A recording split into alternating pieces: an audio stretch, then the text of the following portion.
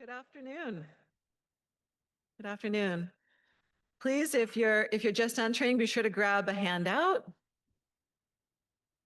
and take a seat. So a brief announcement. Box lunches are available following this general session in the atrium of the Damon Center. That's the area where we've had our receptions. I'd like to welcome you to our final presentation of this year's AGM. It's my honor to introduce to you Dr. Ariel Feldman, the Rosalind and Manny Rosenthal Professor of Jewish Studies at Bright Divinity School at Texas Christian University. Professor Feldman earned his PhD at the University of Haifa and is an expert on the biblical text in antiquity with an emphasis on the Dead Sea Scrolls. Dr. Feldman is a prolific scholar with an extensive publication record, which includes Tefillin and Mezuzot from Qumran, the Dead Sea Scrolls rewriting Samuel and Kings, with Leora Goldman, Scripture and Interpretation, Qumran texts that rework the Bible, and rewritten Joshua Scrolls from Qumran. He has co-edited several significant volumes in major academic series like Forschungen zum Alten Testament and Beihefte zur Zeitschrift für die alttestamentliche Wissenschaft. To share only a few of many titles, these include Torah and Early Jewish Imaginations, and Petitioners, Penitents, and Poets on prayer and praying in Second Temple Judaism. His articles have appeared in numerous peer-reviewed journals, such as the Journal of Biblical Literature and the Journal for the Study of Judaism. Additionally, Dr. Feldman serves as a general editor of the Early Judaism and its Literature series that's published by the Society of Biblical Literature. While a recent review aptly described him as a specialist, Dr. Feldman's contributions extend well beyond these studies. He actively fosters Jewish-Christian dialogue through teaching and mentoring at Bright Divinity School as Director of Jewish Studies at Bright and at TCU, through presentations to synagogues and churches, and through participation in invited lectures and presentations at panels. This commitment to interreligious understanding is also central to his scholarship, exemplified by his recent book with Warren Carter, Early Judaism and the New Testament, Troubling Misunderstandings, published this year by Baker Academic. What's missing from this brief introduction so far is that Dr. Feldman is a most generous and gracious colleague, and I appreciate so much both his scholarship and collegiality. I like to think of this general session as an anchor, and that the program committee sought a very compelling topic that would intrigue colleagues with diverse interests. In my view, the program committee succeeded. For today, we have the opportunity to learn from Dr. Ariel Feldman, who will speak to us on praying with Deuteronomy from Qumran to Dura-Europos. Please join me in welcoming Dr. Feldman.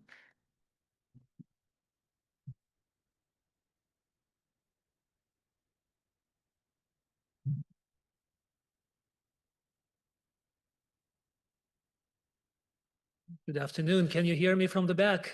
Yes, thank you. I'm soft-spoken, so if you stop hearing me, please shout, as we do in classrooms.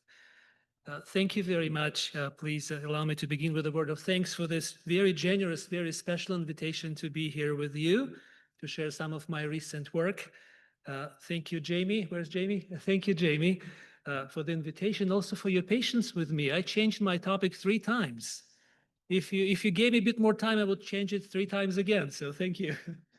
And thank you, Kelly, for this very generous invitation. Thank you. I really appreciate that. Well, friends, what can we talk about before lunch? Lunch is coming. Let's talk about food and something else. You will see what something else is. There is a biblical verse or research question that keeps chasing me. And you may know this feeling. Perhaps you have thought about it, you have written about it, maybe you even preached about it, and you're done with it. That's it. but it's turning up again and again. This is the case of this particular topic for me, saying to me, "You're not done with it yet. Please keep digging deeper." In my case, it all started with my doctoral advisor, Professor Dura-Europos. Looking back, I kind of wonder where I got the courage or the chutzpah to actually stop by her office as an undergrad and ask a couple of questions. I was naive back then. Probably wouldn't do that today. I've heard that she was a very famous scholar, one of the first Jewish scholars to be invited to join the team who were responsible for editing the famous Dead Sea Scrolls. And perhaps, if I'm not mistaken, also the very first female scholar to join the team back in the 70s under the leadership of John Strugnell, Professor John Strugnell. And I believe perhaps that's what made me knock on her door and ask, "Can I please study Dead Sea Scrolls with you?" Her response was kind of interesting. I'm not entirely sure to this very day what she meant by it, but she said, "The days of the Messiah have arrived. Somebody wants to study the Dead Sea Scrolls." I was really surprised. I didn't know, should I take it as a compliment, or is this a sign from above saying, "Run away, take your life and go and do something else. Nobody wants to study the Dead Sea Scrolls." So as you can see from my topic today, I stuck around. I decided to keep on working with her. And at some point, much later, she suggested something interesting for me to explore for my PhD work, a curious text from Qumran, one of those scrolls for which we scholars give those not very successful names, I think. It's a text called 4Q Admonition on the Flood. I'm almost certain you've never heard about it. Good for you. Let's talk about this a little bit more. So initially, this is one of those scrolls that have been assigned to Professor Strugnell for publication and editorial work. As you can see, it's a very small text. That's the nice thing about this text for your PhD work. Two fragments, basically, right? One large fragment. On the right side, you can see the column is almost fully intact, has almost fully survived. On the left, much of the text is lost. And at the very bottom, there's a small fragment as well. This fragment of the scroll was initially John Strugnell's work, but it ended up to be a part of what Professor Carol Newsom has masterfully published. She edited it and she published it as 4Q Admonition on the Flood. Now, this scroll was found in Cave 4 at Qumran, but a couple of years ago, Professor Ibed Tichelar was able to identify a copy of this text in a place not too far away from Qumran at Masada. So clearly this is a text with an interesting history, and I was about to discover quite a bit about it. So let's talk about this scroll for a few minutes. We don't have to read all of it. That's the good thing. But please take a look at your hands out. This is somewhere there at the very top. So the scroll is a retelling or a rewriting of the flood story, a very succinct rewriting. And as you will recall, the biblical account leaves us with many questions about the flood. The main question probably would be, why the flood? What is the reason for this devastating punishment? The Bible doesn't tell us much, and writings of early Judaism, such as First Enoch or Jubilees, as well as later rabbinic texts, try to fill in the gap. What exactly prompted the divine wrath? This scroll offers a rather interesting solution to this problem, and the text is right in front of you at the very top of the scroll. It begins the description of the flood story with a description of abundance of food. What can be better before lunchtime, right? And he crowned the mountains, it says, with produce and poured out food upon them. And with good fruit he satisfied every soul. And now is a direct speech. "Let all who do my will eat and be satisfied," said the Lord, "and let them bless the name of the Most High. But look, then they have done what is evil in my eyes," said the Lord. So according to the scroll, the generation of the flood was punished for ingratitude, right? God gave plenty of food. In fact, the Hebrew is very interesting here. If you look at English, it says, "and poured out food upon them." The Hebrew is al pneihem. Al pneihem is literally on their faces. God poured food on their faces, and instead of being generously thankful, they are rebelling against the divine. This is a very curious claim. We don't find it anywhere else, not in the Hebrew Bible, of course, but also in Second Temple literature. That's the only source I know of. We do know something like that from the rabbinic texts. So, for instance, this source from 250 CE, so Tosefta, it says in the Tosefta Sota, the generation of the flood acted arrogantly before the omnipresent only on account of the good which he lavished on them. So there is no detail, right? Not the same, perhaps, detail as in the scroll, but the idea of God giving a lot and human beings responding with rebellion. What is really interesting for my purposes today is that in the scroll we've just discussed, this notion of people being ungrateful is couched in the language borrowed from Deuteronomy chapter 8. Perhaps you already have recognized it. This is the very famous passage from Deuteronomy 8, verses 7 to 10. It's a beautiful text. For the Lord your God is bringing you into a good land, a land with flowing streams, with springs and underground waters welling up in valleys and hills, a land of wheat and barley, of vines and fig trees and pomegranates, a land of olive oil and honey, a land where you may eat bread without scarcity, where you will lack nothing. And the key phrase, you shall eat your fill and bless the Lord your God for the good land that he has given you. Eat, be full, and bless God. So in Deuteronomy 8, here in this passage, we should bless God for what? For the gift of the land, right? The land comes with the abundance. But in the scroll, it's no more about the land. It's only about the food that God gives those antediluvians, and they are ungrateful for it. So please keep this in mind. This will be a refrain that will come back again and again. So an interesting text, a creative solution for the problem of the biblical silence about the reasons for the flood. But my PhD advisor suspected that there might be more in this text than I thought there is. If you ever say grace before meal, and maybe most of you do, when do you say it? Before or after? Before. Nice.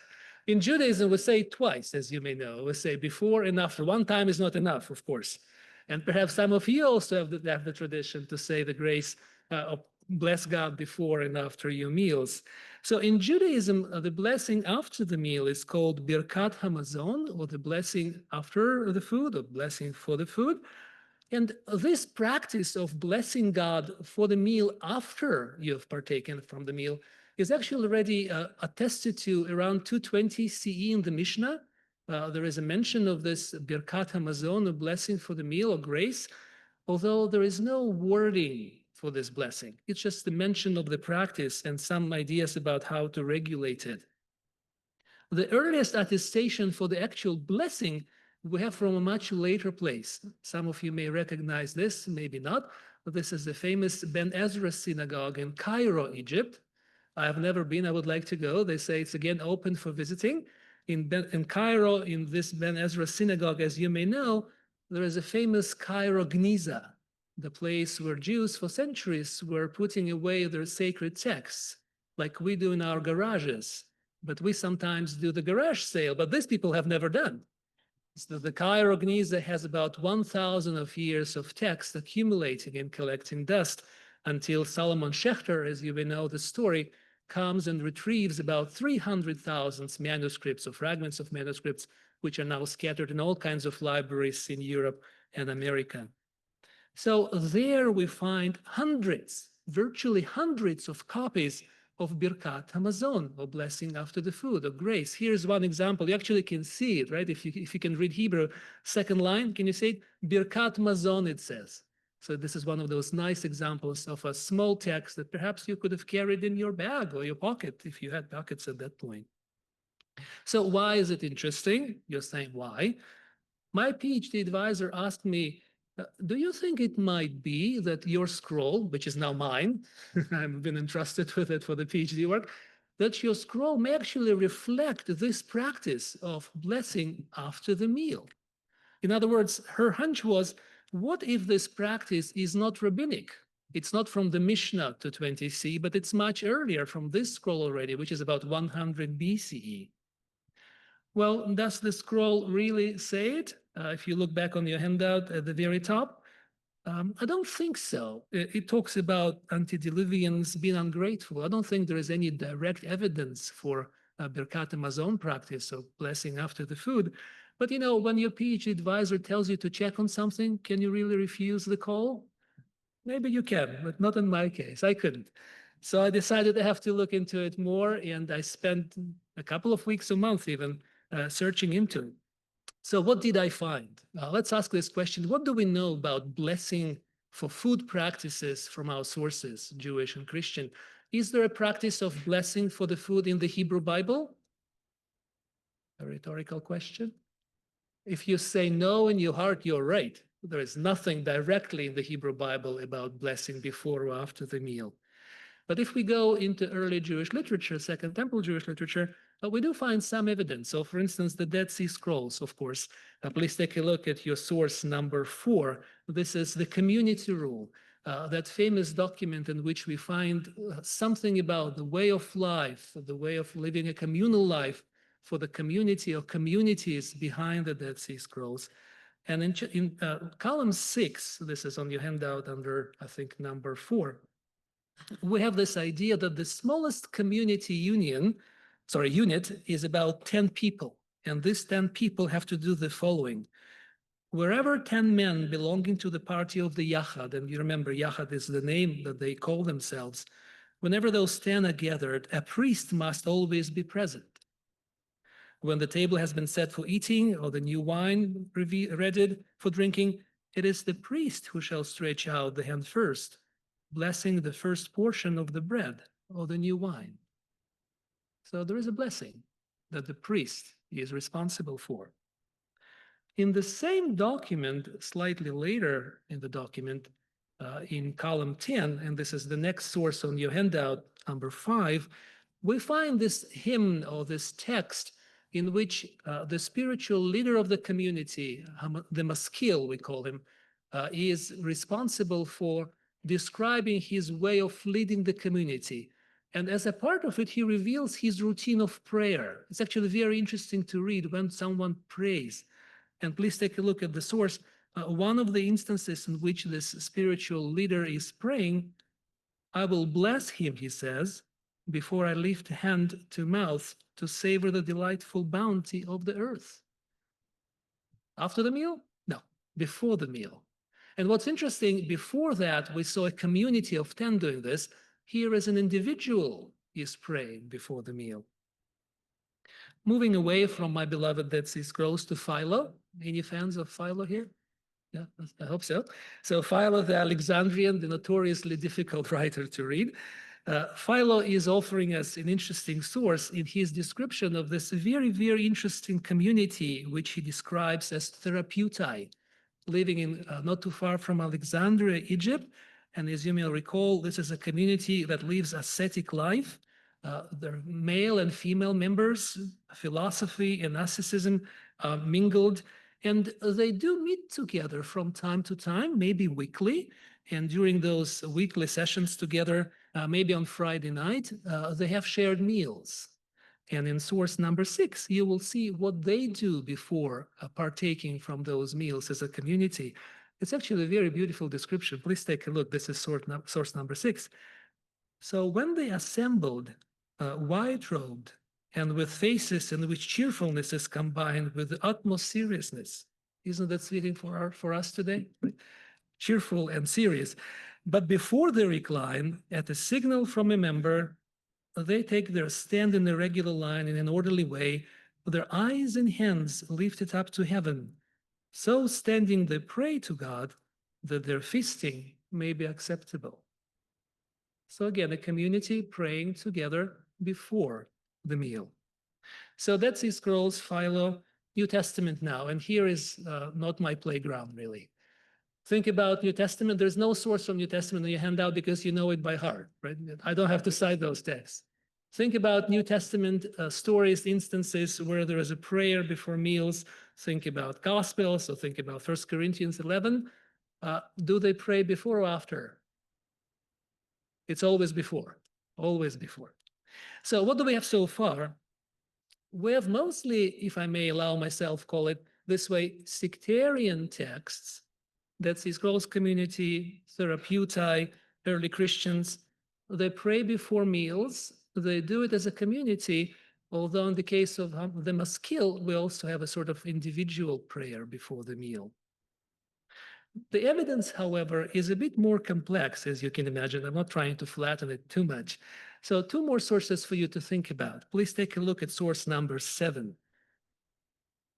And this is coming to you from the book of Jubilees, in which at the very beginning, the story of creation is retold beautifully. And as a part of that story, the angel who is speaking this story is saying something about the Sabbath on earth for the people of Israel being an imitation of what angels have been doing forever. So here it is for you in 221. In this way, said the angel, he made a sign on it by which they too, they meaning Israel, would keep Sabbath with us, with angels. By the way, not all the angels keep Sabbath. Those who are responsible for weather, sun and moon, they're working. They're blue-collar angels, so no Sabbath for them. So he says, on the 7th day, they will keep the Sabbath with us. And here is the important piece for my purposes, to eat, drink, and bless the Creator. Do you see the allusion to Deuteronomy 8, verse 10 again? Eat, bless. Well, there it's eat, be full, and bless. Here it's only eat and bless. So one question I asked myself when I saw the source in tandem with my scroll for Q370, so is this an evidence of practice, finally? That they're eating and blessing? Well, perhaps not really, right? It's again about gratitude, it feels, not so much about any practice. So do we have any evidence for blessing after the meal in Second Temple Jewish sources? Yes, we do, actually. Josephus in source number 8. Please take a look at that source. Josephus famously in this piece reports or tells, not sure if the word reports is actually correct, Chris will correct me on that. Josephus tells us of the practices of the Essenes, that community that many scholars associate with the Dead Sea Scrolls and Dead Sea Scrolls community. So here's a description of what Josephus has to say about the breakfast of the Essenes, I think. So source number 8. When they have taken their seats in silence, the baker serves out the loaves to them in order, and the cook sets before each one plate with a single course. Before meal actually, the priest says a grace, and none may partake until after the prayer. When the breakfast is ended, he pronounces a further grace. Thus, at the beginning and at the close, they do homage to God as the bountiful giver of life. So finally, I've got that source I was looking for. Somebody was blessing after the meal. But can I take Josephus's report and take all the rest of the texts that we've discussed so far, including the scroll for admonition on the flood, and say there was a practice, common practice to bless after the meal? I thought maybe not so much. So unfortunately for my PhD advisor, I had to squeeze it all into one long footnote. You know how the way we do it? We don't put it in the main text, God forbid. We'll put it in the footnote. So she was happy, I was happy, and I thought I was done with it. I was done with blessings after the meal. But some years later, I got really interested in the early reception of Deuteronomy, and I decided in my sins to work through all the copies of Deuteronomy from Qumran. Clearly, I had too many sins to atone for, because as you may know, it's a very tedious task. That's probably the most well-represented biblical text among the Dead Sea Scrolls. And the reason for this is not only because there are many Qumran scrolls with Deuteronomy, but there are also lots of what we call tefillin slips, or little pieces of text that go into phylacteries. You may be well familiar with this Jewish practice. To this very day, religious Orthodox Jews don a tefillin or phylactery, as this young man is doing here. And as you may know as well, inside those little boxes are little pieces of parchment or paper sometimes with biblical texts inscribed on them. And the biblical texts that go into the boxes of the phylacteries, at least half of them are from Deuteronomy. Deuteronomy 6, the famous Shema, Deuteronomy 11. So when I was working through the Dead Sea Scrolls of Deuteronomy, I realized I have to work through those as well. It was very interesting. And as a way of sharing with you what was really interesting to me is that besides this little text of Deuteronomy for tefillin, there are also 4 scrolls of Deuteronomy that we still struggle to understand what exactly they are. Here is one example for you of those 4 scrolls, 4Q Deuteronomy N. It's a very neatly written scroll. It's really a beauty to look at. If you have time, just Google it and you'll find pictures online. 4Q Deuteronomy N is beautifully written, but what's also interesting about it, it's not a running text of Deuteronomy. It's a selection of passages. And what kind of passages have been selected to put on this relatively small scroll? All the passages that go into tefillin, into a phylactery, but also Deuteronomy 32. Remember Deuteronomy 32? This is the farewell song of Moses, Ha'azinu, but also Deuteronomy 8, verses 5 through 10. And that was my second time that passage was in my face again. I wasn't done with the blessing after the meal after all. So the question that comes up, what kind of purpose might this kind of scroll have served? Scholars came up with different solutions. One solution would be, these are actually phylacteries, some have suggested. These are how the phylacteries might have looked. They're larger than what we know today, but maybe they still are.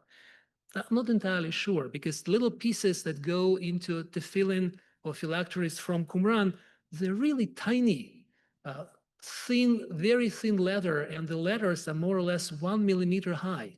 Can you imagine the young guys who were writing those little slips? I couldn't do it. So maybe not tefillin. Others have suggested that maybe such a scroll as this one, for Deuteronomy, might have been a master copy from which tefillin were inscribed. So a scribe had this sort of scroll, and he copied it onto a tefillin parchment. Maybe. But others have offered a different solution. What if this scroll was a prayer book? Prayer book, prayer scroll. This is a very interesting suggestion because it's a small scroll, very portable, with some significant passages like Shema, Deuteronomy 6, verses 1 through 4. But what this means is that people were praying Deuteronomy. That's the title of my talk, right? Praying with Deuteronomy or praying Deuteronomy.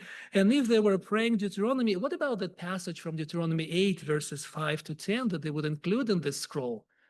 When would they offer it as a prayer? Did they offer it as a prayer for the gift of the land? Or maybe for the gift of the food? Maybe after the meal? And at this point, again, I thought, I yet don't know enough. Maybe I shouldn't commit myself. The voice of my teacher is in my head, but let's wait for it. Let's see if there's another third time it comes back to me. And it actually did. So here I am to share with you the third time. I was teaching a class about something, and I used these images from the very famous synagogue from Dura-Europos. Are we all familiar with Dura-Europos? Yeah, nod your head. Yeah, if you're not, don't be ashamed. Many folks don't know what it is. So Dura-Europos is a place in today's Syria. It's a very important city in the times when Palmyra was very important. Recall Palmyra? Unfortunately destroyed, almost destroyed by ISIS. At that same time, think about maybe mid-3rd century CE and earlier, it's a place on the trade route. So caravans go back and forth through that place. Persians rule it, Romans rule over it. But what's interesting is that around 255 or 256 CE, there is a Persian attack, almost imminent. And the garrison of the city, it's Roman city at that point, are working very hard to protect the city. And what they do, they decide to enlarge the walls. What do you do to enlarge the wall? Well, you can take a few buildings, fill them up with earth and bricks, and create an embankment. So that's what they did. This is the embankment they've created. And when they were doing so, what kind of buildings they picked? We're very lucky. They picked a synagogue and they picked a church, apparently the earliest known to us church building in antiquity.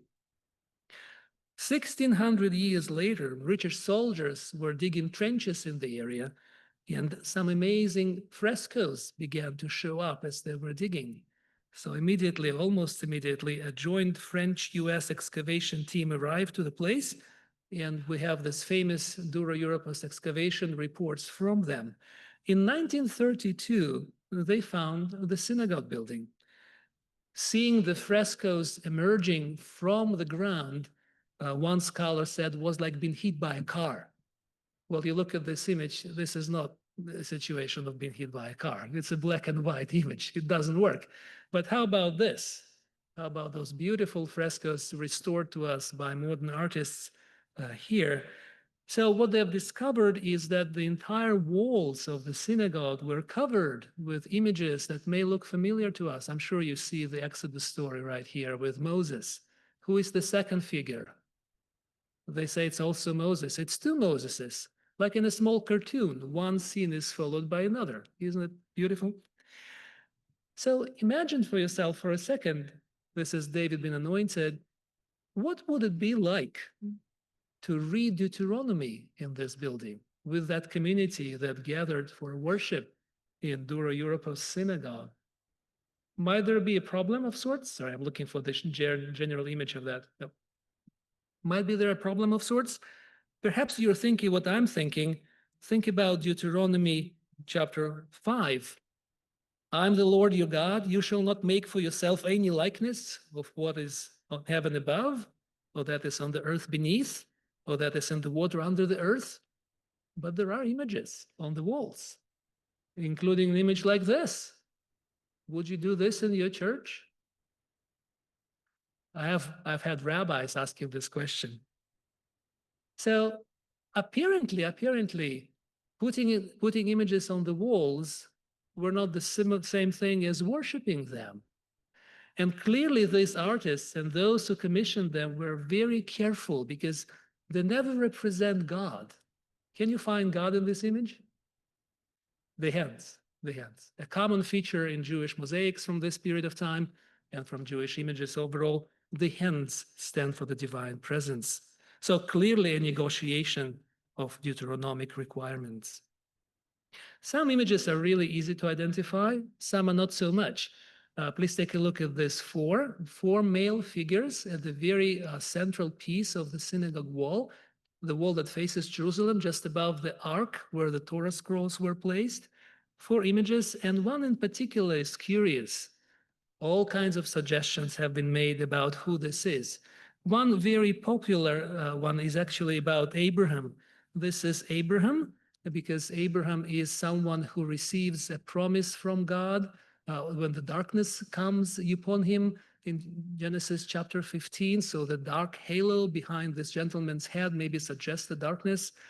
His hands are crossed, and perhaps this is a sign of acceptance. Some say maybe prayer. His hands are also not visible. Can you see that? They're hidden in his himation. And some suggest that this is something that reflects a Roman practice, that when you receive a gift or an honor from a dignitary, you cover your hands before you receive the gift. So some maybe say maybe this is Abraham. But I'm wondering, what if this is Moses? What if this is Moses on Mount Nebo? Stars, the sun and the moon are right above his head. He is awaiting his final word from God, perhaps in a prayerful posture. So not only you pray with Deuteronomy in the synagogue, you actually see perhaps images of Deuteronomy modeling for you your posture, the way you should offer your prayers. But the real reason I wanted to talk about Dura-Europos are not the images, unfortunately, although they're very interesting. I want to talk about texts that have been discovered at Dura-Europos.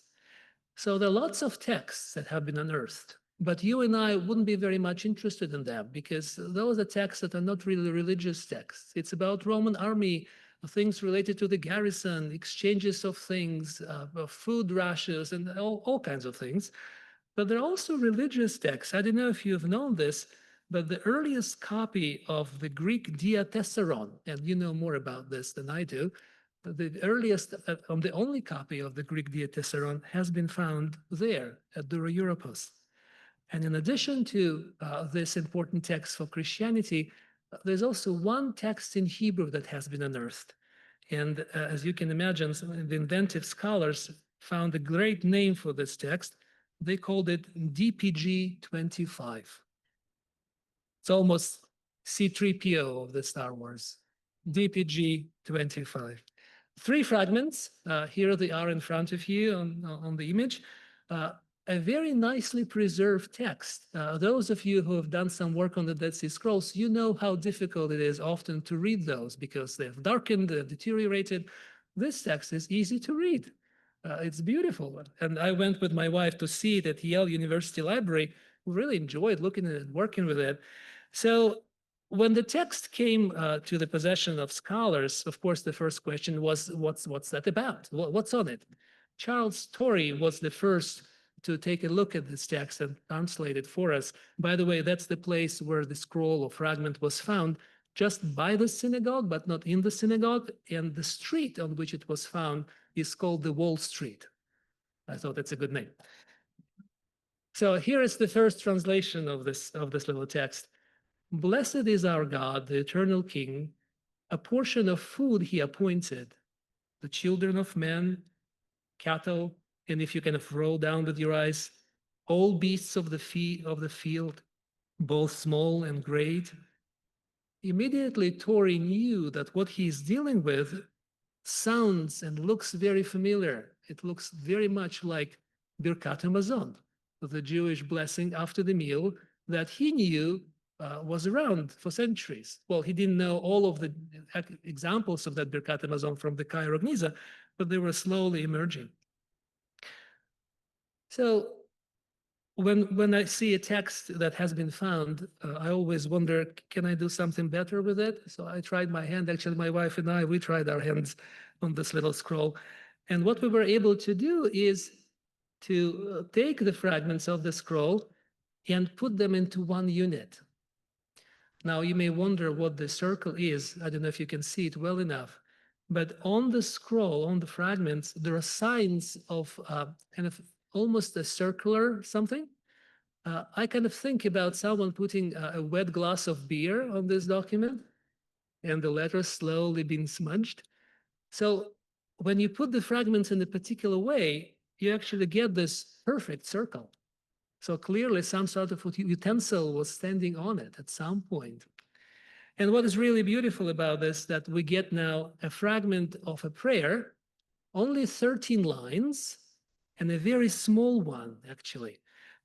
When you look at this text, you will see that it was at some point folded. There are lines of folding.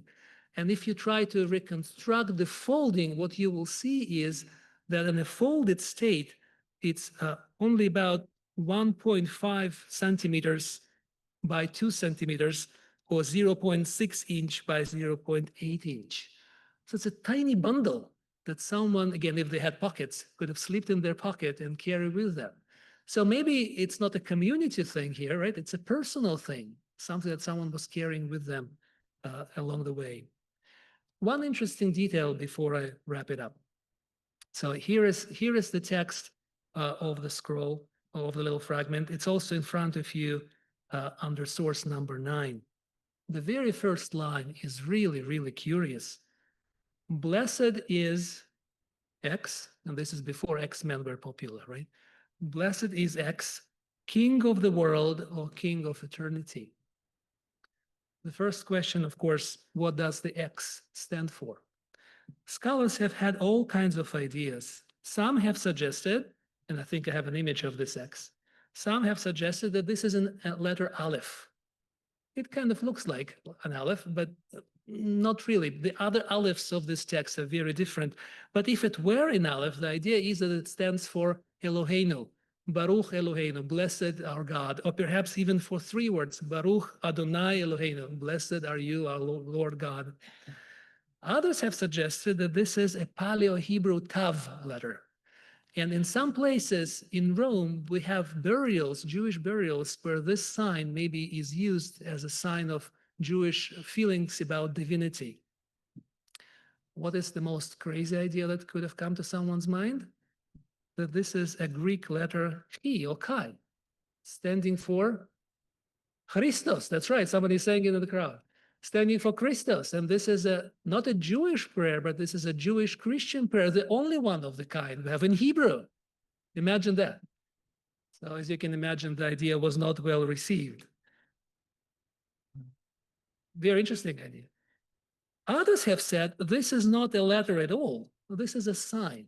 And this sign stands as a substitute for the tetragrammaton. And of course, you all may know that in the Dead Sea Scrolls, for instance, we have all kinds of ways to replace the tetragrammaton. One of them would be those 4 dots, so 4 strokes of a pen for the 4 letters of the divine name. And yes, in Chirogniza, which I've mentioned earlier on, in Chirogniza, we have examples of using the X in this way. In fact, even before Chirogniza, I don't know if Joachim is still here, but in Munich, there's a famous Munich palimpsest in which the words derived from the Hebrew Elohim are sometimes shortened to take away 3 or 2 letters with the sign X. As you can see here, Elohecha is represented in this very interesting way. So we have a tradition of using this sign to replace the name, the title, or some of the name and the title. So back to the text, and this is taking me to source number 10. As my wife and I were working through the text in hopes to improve it a little bit, we thought that we can do something new here. And this particularly interesting piece in those lines 4 through 8, line 4, he made men to eat from the earth. But in particular, our contribution is in lines 7 and 8.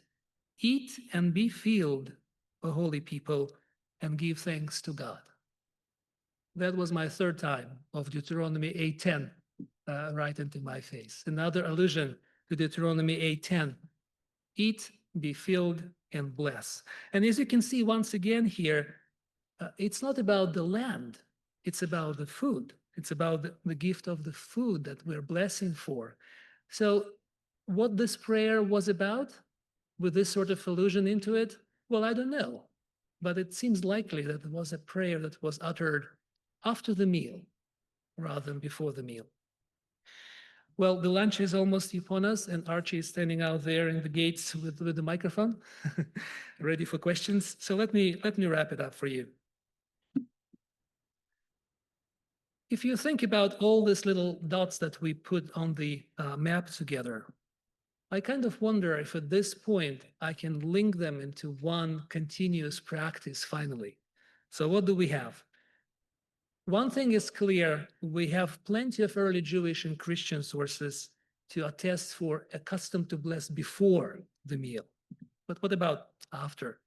Well, we have seen such thing as Chirogniza, 8th century CE, full-blown texts of blessing after the meal, of the grace after the meal. We've seen mid-3rd century CE, little piece from Dura-Europos, on this little fragment, a blessing after the meal. If we had the time, I would go into a little bit of discussion of early Christian prayer found in Didache, where after the Eucharist, you're blessing God. After, and you are alluding there too to Deuteronomy 8:10. 100 CE, that's about the time for Didache. 70 CE, Josephus reports on Essenes praying before and after the meal. 50 BC, my Deuteronomy scroll, in which the piece from Deuteronomy 8 is included, perhaps as a little prayer book. And finally, 150 BC, 50 BC, this is the time for Jubilees and my 4Q admonition on the flood. So can I link all these dots? Would that be permissible? I actually would love to ask my PhD advisor what she would think about this. I'm still a bit hesitant, and perhaps you can understand why, right? Because there's a huge gap of time between the extremes of this line, 8th century CE, 2nd century BC on the other end. But if we allow ourselves to link them and suggest that there was a practice of blessing after the meal, a few qualifications must be noted. Well, we cannot assure that everyone was doing this, right? A scroll, a text here, a text there, we cannot become confident that all the Jews were doing this. We also don't have a wording for it until much later in time. Qumran excerpt suggests that maybe they're praying Deuteronomy itself. Dura-Europos has a full-blown prayer which is based on Deuteronomy, but not Deuteronomy. And of course, from Josephus and the scrolls, we know that maybe it was a communal thing for some, and for some it was an individual. One thing is clear, the impact of Deuteronomy is really, really palpable on the practice of Jewish prayer. There is this persisting link between Deuteronomy 8, verse 10, and all those instances we have discussed. And perhaps the most striking example of all for Jewish prayer in Deuteronomy is the famous Shema. Much good work was done on this topic, but from my little exploration, there is much to do. So if you have students or you're interested, please suggest Deuteronomy in the Jewish prayer or Deuteronomy in Christian prayer as possible topics for their dissertations. Thank you very much.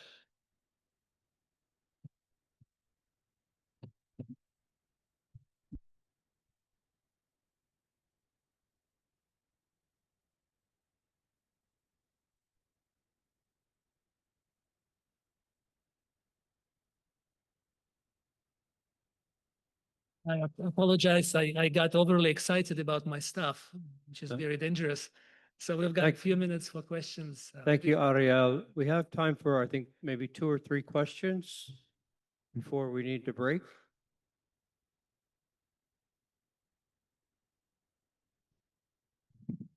Thank you so much for this.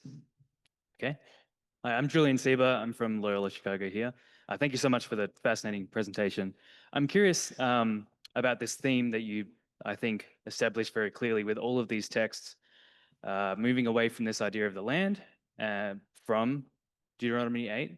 Do you think that's purely, do you have thoughts why that is? Is it purely not having access? Do you think there's some other reason for this moving away from this land food explicit connection for the production of food and the idea of land in these prayers?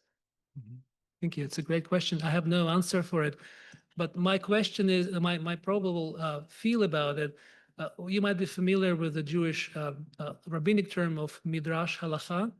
That's when we have a practice and we need to find a base for it from the Bible. We all do that, right? We come up with the practice and then we look for support for it. So that's what I think is happening, that maybe we have a practice developing and they're looking for a base for that practice. And that's how they extrapolate the language of the blessing from a wider kind of scope of blessing for the land and at all its gifts to food alone. And I think it's not uniquely Jewish. We see it also in Didache, and Didache might be based on the Jewish practice or Jewish prayer as well. Thank you. It's a great question.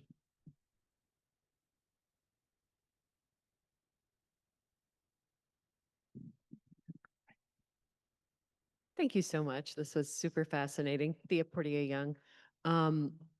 So I was thinking about the text Joseph and Asenath, where eating and blessing and kissing are all connected because they all happen with the mouth, right? I mean, they're connected for other reasons too, but that's sort of thematized, that connection. And I just wondered if you saw in any of the texts, you analyzed that attention to the sort of embodied commonality or common thread between those two actions of eating and blessing. Thank you very much. It's a great question. I did not think about it so far, but I will.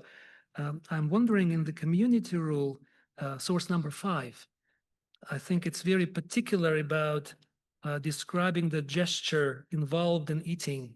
Please take a look. Before I lift hand to mouth to savor. So maybe that's what you're thinking about, that it's not only spiritual, it's also physical. Your body is involved, your mouth is involved. Thank you. Yeah, wonderful.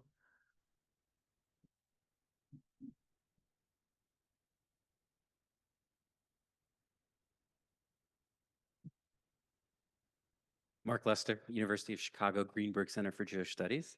I was wondering if you could talk a little bit more about the materiality of the Dura-Europos fragment that you're talking about. You talked about the dimensions that you can fold it up to, which is not so far from the world of tefillin. Could you talk a little bit? Are there connections there in terms of Jewish prayer practices? So just to rephrase your question, Mark, you're asking how does this fragment from Dura-Europos relates to other Jewish ritual texts? Is that Yes, correct? you talked about how you reconstructed the folding into such Yeah. a very small Uh-huh. personal use object that could Thank very you. much be there. I mean, I know that kind of early history of tefillin is not as clear as later rabbinic texts want to make it seem. Yeah, it's a great question. So since I worked on tefillin, wherever I go now, I see everywhere tefillin. Yeah, any Jewish text looks as a tefillin. Before that, I worked on amulets, so I saw amulets everywhere. That's how things work. But what's different about this prayer, it probably is not a tefillin because a tefillin, and you can take a look, Professor Jonathan Adler has published recently a very interesting paper in which he describes the process in which tefillin leather was prepared at Qumran or used at Qumran. So what's so important about his research, he showed that what we have for tefillin in antiquity is that they would take leather and they would split it. This is a very common practice today, right? If you buy a leather couch, most likely it's not the full leather, right? So those antiquity times, they also split the leather, and it's so very thin that when you hold it, it's actually translucent. You can see from the other side what's written. In this case of Dura-Europos, it's a full leather, durable. I think that's the reason it's preserved so well. And the way it's folded, it's not really looking like a tefillin folding. To me, it actually looks like a prayer. And again, maybe because I'm prejudiced, that someone might have carried not only for purposes of saying it when they were eating, but maybe also as a sort of amulet too. That when you have something like that in your pocket, maybe it's a sort of a promise that God will provide you with food every day, as long as you have this thing somewhere on you. So that's my hunch. So not a tefillin, but maybe an amulet. Thanks for the question. It's a nice softball. Thank you.